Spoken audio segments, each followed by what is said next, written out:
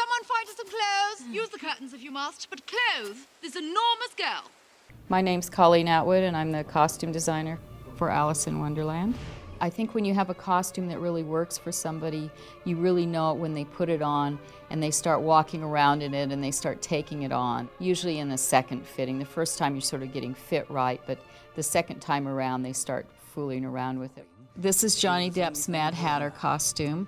His coat was made by layering over 2 or 3 layers of really sheer silk over one other piece of silk, and then burning off the fabric in different areas to give it its age, but also to give it a sort of mood ring quality for lighting. He has a joke tie that he can pull up and down for when he's happy, it rises up. When he's sad, it droops down. He has a set of his scissors here. He has little bits of ribbon that could pull together to make a hat at the last minute. We figured the Hatter had some spare time, and when he's sitting there waiting for Alice to come to tea, he did a little embroidery on his pants. He kind of lost his socks so they don't match. His waistcoat is tailored out of tiny little pieces of fabric that were cut and sewn over and remended, and all the buttons are different because he's a little bit like a magpie and just picks up things he sees and magically turns them into other things. Alice, you're terribly late, you know. So this is Alice's dress that she wears to the party at the very beginning of the movie.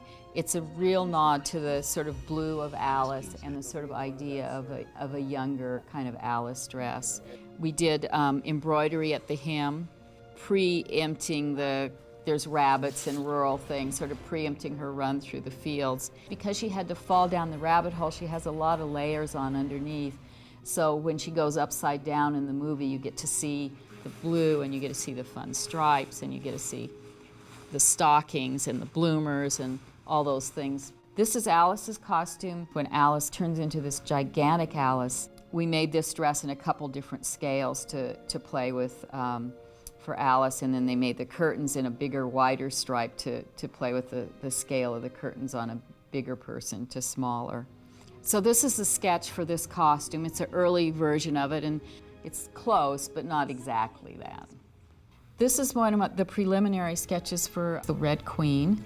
We had a lot of exercises with her costume because we played with the scale of her head. Her head is technically many different sizes in the movie, so we were trying to work out what was the best sort of approach to the costume, and this was an early version that's fairly close, but we ultimately ended up changing the neck of the costume because her collar needed to come up like this and divide her neck so she actually had a neck. Otherwise it starts looking like a gigantic head just sitting on a little body. We did this black outline here to give her even a more kind of wasp-like middle, to have it almost come to a point and then back out to the big skirt. We knew her colors would be the colors of the Red Queen's court, which are red, black with a touch of gold.